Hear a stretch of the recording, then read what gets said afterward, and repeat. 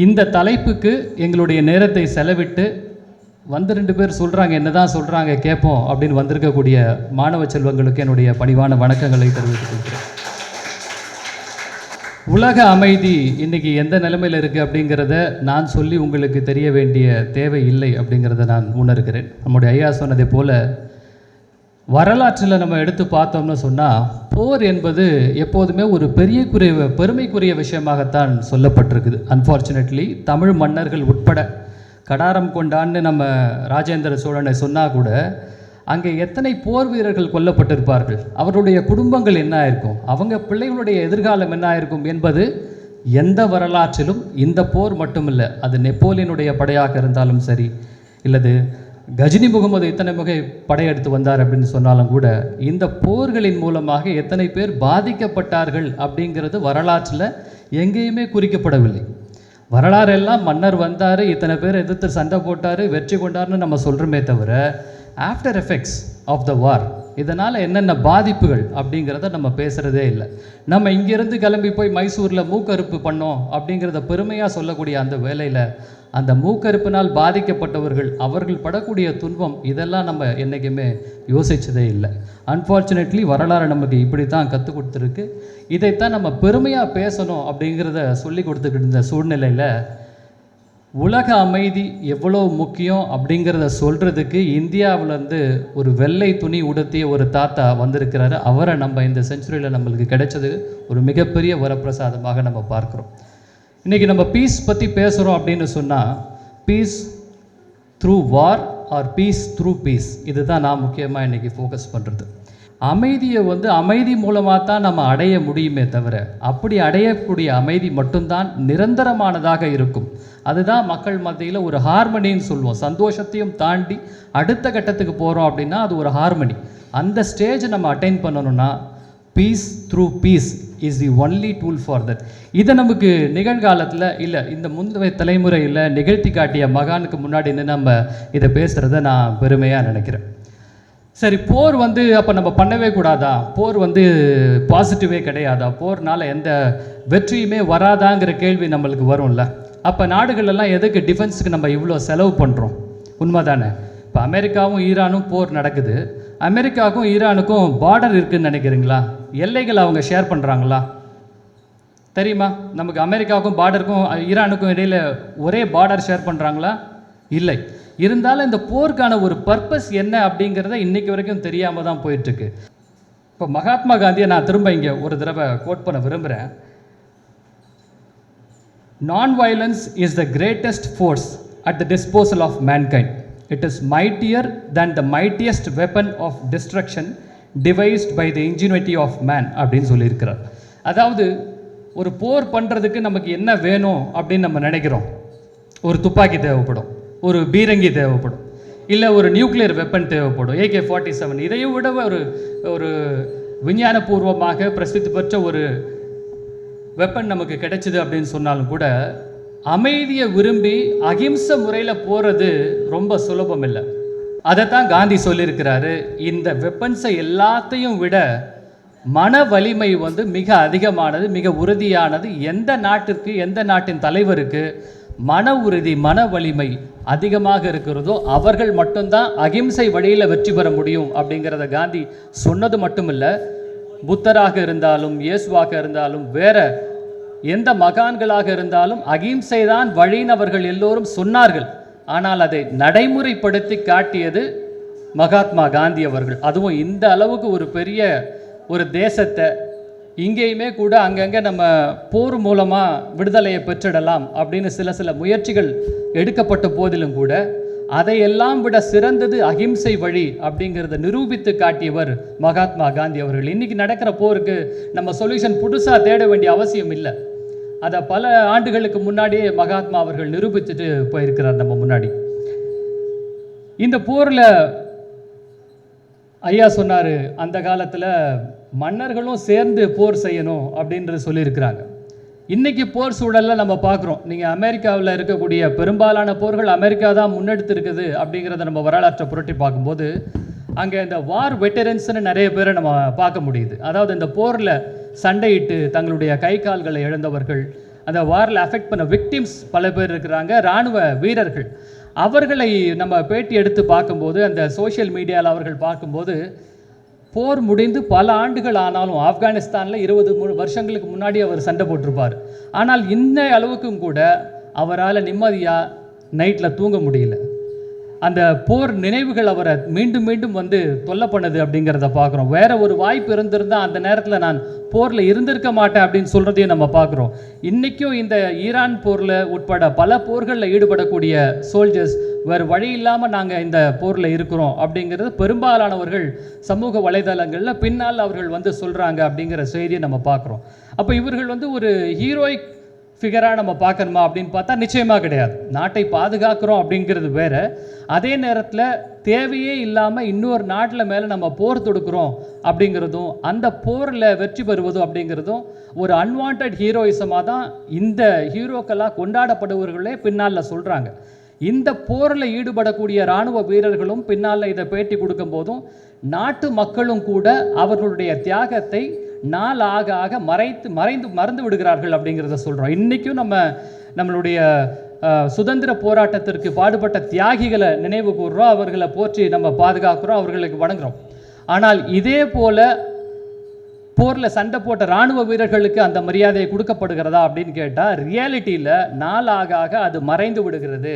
நாங்கள் போர் பண்ணோம், நான் இதை இழந்தேன், என்னோடய கை போச்சு கால் போச்சுன்னு சொல்கிறாங்களே தவிர, ஆனால் அது நாளடைவில் மக்கள் மத்தியிலே இருந்தும் கூட மறைந்து விடுகிறது அப்படிங்கிறது தான் நிதர்சனமான உண்மை. இது எதை காட்டுது அப்படின்னா, மக்களும் கூட போருக்கு விருப்பம் இல்லை. அந்த நேரத்தில் தலைவர்கள் அவங்களுடைய பேச்சு திறமையால் நம்ம இன்றைக்கி நடக்கிறது போல் பெஞ்சமின் நெத்தன்யாகுவும் டொனால்ட் ட்ரம்ப்பும் ஒரு மிகப்பெரிய சாதனையை செய்து கொண்டிருப்பது போன்ற ஒரு பிம்பத்தை உருவாக்கலாம், மக்கள் அந்த டென்ஷனில் வச்சிருக்கலாம். பட் ரியாலிட்டி புரிய மக்கள் நம்மளுடைய தலைவர்கள் நம்ம எந்த அளவுக்கு ஏமாற்றி இருக்கிறார்கள் அப்படிங்கிறத எதிர்வரும் காலத்தில் புரிந்து கொண்டு இருக்கிறார்கள். இதுதான் வரலாற்று நெடுக இருக்கிறது. இந்த போரிலும் கூட அது கொஞ்சம் கொஞ்சமாக வெளியே வந்து கொண்டு இருக்கிறது. சரி, நம்ம நான் வயலன்ஸ் வேணும், அதாவது அஹிம்சை தான் நம்ம செயல்படுத்தணும்னு சொன்னால் அதை எந்த வழியில் நம்ம செயல்படுத்தலான்னு பார்த்தா அதில் ஒரு 2 முக்கியமான வழிகளை நம்ம ஏற்கனவே இந்தியாவில் செயல்படுத்தி இருக்கிறோம். ஒன்று ஒத்துழையாமை, நான் கோஆப்ரேஷன். ஒத்துழையாமை என்பது இன்று நேற்று அல்ல, இது காலாகாலத்துக்கும் இதுதான் சரியான முறை அப்படிங்கிறத சமீபத்தில் அமெரிக்காவில் இருக்கக்கூடிய ஹார்வர்ட் பல்கலைக்கழகத்தைச் சேர்ந்த 2 பொலிட்டிக்கல் ரிசர்ச்சர்ஸ் அவங்க ஏறக்குறைய கடந்த சில நூற்றாண்டுகளாக நடைபெற்ற ஒரு 300 போராட்டங்களை ஆராய்ச்சி செய்து அந்த ஆராய்ச்சியின் முடிவாக வெளியிட்டிருக்கிறார்கள். அந்த டீட்டெயில்ஸ் என்கிட்ட வேணுங்கிறத நான் அப்புறமா ஷேர் பண்ணுறேன். அவர்கள் கண்டுபிடித்ததும் என்னன்னு பார்த்தோம்னா, சின்ன சின்ன போர் உலகம் முழுவதும் அங்கே நடந்திருக்கிறது. ஆனால் அந்த போர் கொடுத்த அவுட்புட்டை விடவும் இந்த மக்களுடைய ஒத்துழையாமை இயக்கம் அப்படிங்கிறது அதிக பலனை கொடுத்துருக்கு. ஒரு சின்ன உதாரணம் ஒத்துழையாமை. இப்போ நம்ம இங்கே எதுக்கு வந்திருக்கிறோம்னா, நம்ம பேசுகிறத கேட்க வந்திருக்கோம். என்ன கருத்து சொல்கிறோம், நாங்கள் ஒத்துழைக்க மாட்டோம், எங்கள் வேலையை நாங்கள் பார்ப்போம் அப்படின்னு இருப்பதும் கூட ஒரு விதமான ஒத்துழையாமையாக தான் நான் பார்க்கிறேன். உண்மைதானா? உதாரணத்துக்கு சொன்னேன், not to take on the other side. இது உண்மையிலேயே அரசாங்கங்களை பெரிய அளவில் பாதிச்சிருக்கு. எந்த சட்டம் போட்டாலும் சரி, அந்த சட்டத்தை நாங்கள் யாருமே பின்பற்ற மாட்டோம் அப்படின்னு சொன்ன அரசாங்கங்கள் எந்த அளவுக்கு நம்மை கட்டுப்படுத்த முடியும்னு நினைக்கிறீங்க? ஃபார்ச்சுனேட்லி இந்தியாவில் அப்படிப்பட்ட பெரிய புரட்சிகள் எதுவும் இதுவரை நடைபெறவில்லை. பிரெஞ்சு புரட்சியெல்லாம் நீங்கள் பார்த்தீங்கன்னா அது முழுக்க மக்களுடைய எழுச்சி ஒத்துழையாமையினுடைய ஒரு மிகச்சிறந்த உதாரணமாகத்தான் அது வரலாற்றில் நம்ம பார்க்க முடிகிறது. ஸோ நான் கோஆப்ரேஷன் இந்த பிரச்சனைக்கும் கூட ஒரு சொல்யூஷனாக இருக்கிறது. ஆல்ரெடி அது அமெரிக்காவில் ஸ்டார்ட் ஆயிடுச்சு. நான் பார்க்குறேன் மாஸ் டெமான்ஸ்ட்ரேஷன்ஸ் அங்கங்கே அமெரிக்காவில் மக்கள் நடத்தி கொண்டு இருக்கிறார்கள். இந்த போர் நாங்கள் கேட்கவே இல்லை, எங்களுக்கு தேவையில்லாத ஒரு போர் அப்படிங்கிறத மக்கள் அங்கே டெமான்ஸ்ட்ரேஷன் பண்ணிக்கிட்டு இருக்காங்க. மேபி ஊடகங்கள் இதை நான் கோஆப்ரேஷன் சொல்லாமல் தவிர்க்கலாம், வேற வார்த்தைகளை பயன்படுத்தலாம்.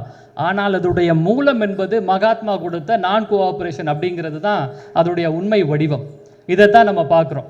இந்த நான் கோஆப்ரேஷனை தான் இன்னைக்கு யூரோப் கண்ட்ரீஸும் அமெரிக்காவுக்கு பண்ணிக்கிட்டு இருக்கு. ட்ரம்ப் கிட்டத்தட்ட அவங்க கிட்ட போய் கையேந்தி நிற்கிறார், எனக்கு இந்த போரில் கோஆப்ரேட் பண்ணுங்க அப்படின்னு சொல்லி. அவர்களும் மறைமுகமாக மகாத்மாவை ஃபாலோ பண்ணுறாங்கன்னு நினைக்கிறேன். யாருமே இந்த போருக்கு ட்ரம்ப்புக்கு வெளிப்படையான ஒத்துழைப்பை இதுவரை தரவில்லை. அவர் ஏறக்குறைய உங்கள் எண்ணெயை நீங்களே எடுத்துக்கோங்க, உங்கள் வேலையை நீங்கள் பார்த்துக்கோங்கன்னு சொல்கிற அளவுக்கு இந்த நான் கோஆப்ரேஷனை அவர்கள் மறைமுகமாக செய்து கொண்டு இருக்கிறார்கள். நமக்கு இது மகிழ்ச்சி என்னன்னு பார்த்தோம்னா, காந்தி தந்த நான் கோஆப்ரேஷனை தான் நாங்கள் பண்ணுறோம் அப்படின்னு இவங்க ஒரு ஸ்டேட்மெண்ட்டாக சொல்லலையே தவிர அந்த நான் கோஆப்ரேஷனுடைய பற்பல வடிவங்கள் தான் இன்றைக்கி அங்கங்கே பிரதிபலிக்குது அப்படிங்கிறத நம்ம பார்க்க முடிகிறது.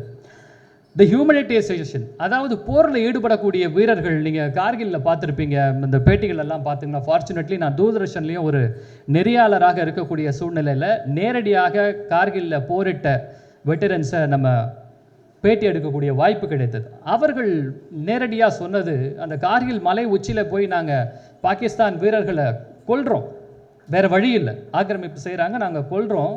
அப்படி கொல்லும்போது அவருடைய பாக்கெட்டில் வழக்கமாக செக் பண்ணுவது உண்டு, ஆயுதம் ஏதாவது வச்சுருக்காரா, மேப் வச்சுருக்காரா, வேறு திட்டங்கள் ஏதாவது இருக்கா, க்ளூ கிடைக்குதான்னு பார்க்கும்போது. அப்படி எடுத்து பார்க்கும்போது அவருடைய ஃபேமிலி ஃபோட்டோ பார்த்தேன் நான். அது என்னை ரொம்ப பாதிச்சுது. அவர் அவங்களுடைய குடும்பத்தோடையும் குழந்தைகளோடையும் மனைவியோடையும் இருக்கக்கூடிய ஃபேமிலி ஃபோட்டோவை அவர் பாக்கெட்டில் வச்சுக்கிட்டு இங்கே சண்டை போடும்போது, இப்படிப்பட்டவரை நம்ம கொல்ல வேண்டிய ஒரு சூழ்நிலைக்கு நம்ம வந்துட்டோமே, இதை செய்யாமல் இருந்திருக்கலாமே, இந்த சூழ்நிலை உருவாகாமல் இருந்திருக்கலாமேன்னு இந்திய இராணுவ வீரர்கள் நேரடியாகவே அவர்களிடமிருந்து நான் கேட்டு தெரிந்து கொண்டேன். இதுதான் த ஹியூமனிடேரியன் எஃபெக்ட் அப்படிங்கிறத நான் பார்க்குறேன். நம்ம போர் ஈடுபடும் போது நம்ம கொல்றமே, இவர்களுக்கு ஒரு குடும்பம் இருக்காதா, இவர்களும் நம்மை போன்ற மனிதர்கள் தானே, அவர்கள் எவ்வளவு கஷ்டப்படுவார்கள் அப்படிங்கிறத ஒரு கணம் சிந்தித்து பார்த்தால் போர் வளராது அப்படிங்கிறத நம்ம பார்க்குறோம். இது வெல்வெட் ரெவல்யூஷன் அப்படிங்கிற ஒரு ரெவல்யூஷன் 1989 செக்கோஸ்லோவேக்கியாவில் மக்கள் பண்ணியிருக்கிறாங்க. அரசாங்கத்தின் அடக்குமுறைகளை எதிர்த்து நடந்த இந்த ரெவல்யூஷன் என்பது பெரிய அளவில் ஆயுதங்கள் எல்லாம் இல்லாமல் ஒத்துழைமையாமை மூலமாகவே இது வெற்றி பெற்று இருக்கிறது அப்படிங்கிறது இந்தியாவுக்கு அடுத்தபடியாக செக்கோஸ்லோவேக்கியாவில் இருக்கக்கூடிய ஒரு நிகழ்கால உதாரணமாக நம்ம பார்க்குறோம். இந்த நான் வயலன்ஸ் ஆக இருப்பது என்பது நான் சொன்னது போல் ரொம்ப சுலபம் அல்ல, மிக மிக கடினம். காந்தியோட பிரின்சிபல்ஸை, இப்போ நம்ம காந்தி இன்ஸ்டியூட்லேருந்து பேசுகிறோம், காந்தியோட பிரின்சிபல்ஸை ஃபாலோ பண்ணுறதுலாம் ஈஸின்னு நினைக்கிறீங்களா? ஈஸின்னு நினைக்கிறீங்களா? நான் வயலன்ஸுங்கிறது ஈஸின்னு நினைக்கிறீங்களா? இல்லை. ரோட்டில் போகிறோம், ரோட் ரேஜு, எத்தனையோ வண்டிங்க வேகமாக போகிறாங்க, ஒருத்தர் நம்ம மேலே சேர் அடிச்சுட்டு போவார், இல்லை நம்மளை தள்ளி விட்டுட்டு போவாங்க. நம்ம ரொம்ப அமைதியாக அவங்கள மன்னிச்சு விடுற மனப்பான்மையில் இன்றைக்கி இருக்கிறோன்னு நினைக்கிறீங்களா? இல்லை. ஒரு சாமானியனாக இருக்கக்கூடிய நம்மளாலேயே நம்மளுடைய சகோதரனோ சகோதரியோ, நான் சொன்னது போல் வெளியில் கூட இருந்து நம்ம எக்ஸாம்பிள் எடுக்க வேணாம், நம்ம உடன் பிறந்தவர்கள் எடுக்கக்கூடிய அந்த சின்ன சின்ன நம்மளுக்கு எதிராக தெரியாமல் பண்ணக்கூடிய தவறுகளுக்கெல்லாம் கூட நம்ம பழி வாங்கக்கூடிய மனப்பான்மை நம்ம அதிகமாக வளர்ந்துருச்சு அன்ஃபார்ச்சுனேட்லி இந்த சொசைட்டியில். ஆனால் அது ஒரு தீர்வாகாது. அதுதான் நான் சொல்ல வரேன், காந்தியன் பிரின்சிபல்ஸ் கூட வாழ்கிறது என்பது ஒரு மிகப்பெரிய சேலஞ்ச் அப்படிங்கிறத பார்த்துக்கிறேன். இந்த மிடில் ஈஸ்ட் கிரைசிஸை பொறுத்த வரைக்கும் இது ஒரு முடிவுக்கு வரணும் அப்படிங்கிறத அகைன் நான் ஹிஸ்ட்ரியை தான் போய் பார்க்குறேன். நம்ம பாஸ்கரன் சாருக்கு ரொம்ப நல்லா தெரிஞ்சிருக்கோம். ராஜகோபாலாச்சாரி தெரியுங்களா உங்களுக்கு? ராஜாஜி ஓப்பன்ஹைமர் படம் பார்த்தீங்களா? படம் பார்க்கல. இந்த நியூக்ளியர் வெப்பனை கண்டுபிடிச்ச ஒரு ஃபிசிக்ஸ்லேருந்து ஒரு வெப்பன் கண்டுபிடிக்க முடியும் அப்படிங்கிறத ஓப்பன்ஹைமர் படம் பார்த்தீங்கன்னா உங்களுக்கு புரிஞ்சுக்கலாம். நியூக்ளியர் வெப்பன் அங்கே தான் கண்டுபிடிக்கப்படுது. ஆனால் அப்போவே இந்தியாவிலிருந்து தமிழ்நாட்டிலேருந்து ஒரு ட்ராவல் பண்ணி அவருடைய ட்ராவல் இந்தியாவை தாண்டி வெளிநாட்டுக்கு போகிற வெஸ்டர்ன் ட்ராவலே அதுதான். ஓப்பன்ஹைமரை சந்திக்கிறாரு, கென்னடியை சந்திக்கிறாரு. இந்த மாஸ் டிஸ்ட்ரக்ஷன் செய்யக்கூடிய வெப்பன்ஸை நம்ம கண்டுபிடிப்பது என்பது மிக மிக தவறு. இது உலகத்தில் மனித சமுதாயத்துக்கு ஒட்டுமொத்தமான அழிவை விளைவிக்கும் அப்படின்னு அவர் சொன்னார். அவருடைய பேச்சு அரை மணி நேரம் ஒதுக்கியிருந்தார் கென்னடி இவர் பேசுகிறதுக்கு. ஆனால் இவர் பேச 1 மணி நேரத்திற்கும் மேலாக ராஜாஜியோடு அவர் பேசிக்கிட்டு இருந்தார் அப்படிங்கிறது வரலாற்று நம்ம பார்க்குறோம். அவருடைய அப்பாயின்மெண்ட்ஸ் எல்லாம் கேன்சல் பண்ணிட்டாரு. இவர்கிட்ட பேசினதுக்கப்புறமா இந்த பேச்சை நாங்கள் முதல்லையே கேட்டிருந்தா நாங்கள் இது போன்ற மாஸ் டிஸ்ட்ரக்டிவ் வெப்பன்ஸை தயாரிச்சிருக்க மாட்டோம் அப்படின்னு அவர்கள் ஒரு டிஸ்க்ளைமர் சென்டென்ஸையும் கொடுத்துருக்குறாங்க அப்படிங்கிறத பார்க்குறோம். உலக நாடுகளில் இப்போ ரொம்ப எனக்கு இப்போ அடிக்கடி கேள்விப்படுறது என்னென்னா சூப்பர் பவர் அப்படிங்கிறத நம்ம கேட்குறோம் நியூஸில். அமெரிக்கா ஒரு சூப்பர் பவராக இருக்குது, சைனா ஒரு சூப்பர் பவராக வளர்ந்துட்டுருக்கு அப்படின்னு. உண்மையிலேயே சூப்பர் பவர் தேவைன்னு நினைக்கிறீங்களா? நமக்கு தேவை சூப்பர் பவரா இல்லை குட் பவரா? Good power. ஐநா சபை போன்ற அமைப்புகள் எல்லாம் என்ன செஞ்சுக்கிட்டு இருக்காங்கங்கிற கேள்வி நம்ம மனசில் எழாமல் இல்லை. இது போன்ற ஒரு அத்துமீறல்கள் எல்லாம் நடைபெற்று கொண்டிருக்கும் போது சூப்பர் பவர்னு சொல்லிக் கொள்கிற அமெரிக்கா இப்படிப்பட்ட செயல்களில் ஈடுபடும் போது சூப்பர் பவருங்கிறத உண்மையிலே நம்ம வச்சுக்கணுமாங்கிற ஒரு கேள்வி நமக்கு எழுது. அந்த டெர்மினாலஜியே அழிச்சிட்டு அது இனிமேல் குட் பவருங்கிறத நம்ம முன்வைக்கலாம். சூப்பர் பவர்னு சொல்லும்போது தானே நான் சூப்பர்னு காமிக்கிறதுக்கான ஒரு இடம் தேவைப்படுது. பட் குட் பவர்னு சொல்லும்போது இந்தியா போன்ற நாடுகள் எல்லாம் சந்தேகத்துக்கிடமின்றி முதல் நாடாக வருவதற்கான வாய்ப்பு இருக்கிறது.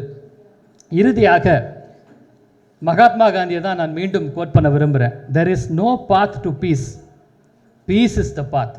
அமைதியை தேடி ஒரு வழியில் நம்ம போன வேண்டாம், அமைதி தான் நம்மளுடைய வழி அப்படிங்கிறத அவர் ஏற்கனவே சொல்லிட்டு போயிட்டார். அன்பிற்கினிய மாணவ மாணவிகளே, உங்களுடைய வாழ்க்கையிலும் நீங்கள் இது போன்ற அமைதி பாதையை கடைபிடித்து வெற்றி பெற வேண்டும். இந்த போர் மிக விரைவில் ஒரு முடிவுக்கு வர வேண்டும். எங்கேயோ நடக்கிற போருக்கு நம்ம இங்கே ஹோட்டலில் இட்லி தோசை இல்லை, வேறு எந்த உணவும் கிடைக்காம கஷ்டப்பட்டுருக்கிறோம். பெண்மணிகள் எல்லாம், தாய்மார்கள் எல்லாம் கேஸ் விலை, சிலிண்டர் விலை எங்கேயோ ஏறி கொண்டு இருக்கிறது, பெட்ரோல் கிடைக்குமான்னு தெரியாத ஒரு நிலைமையில் இருக்கிறோம்.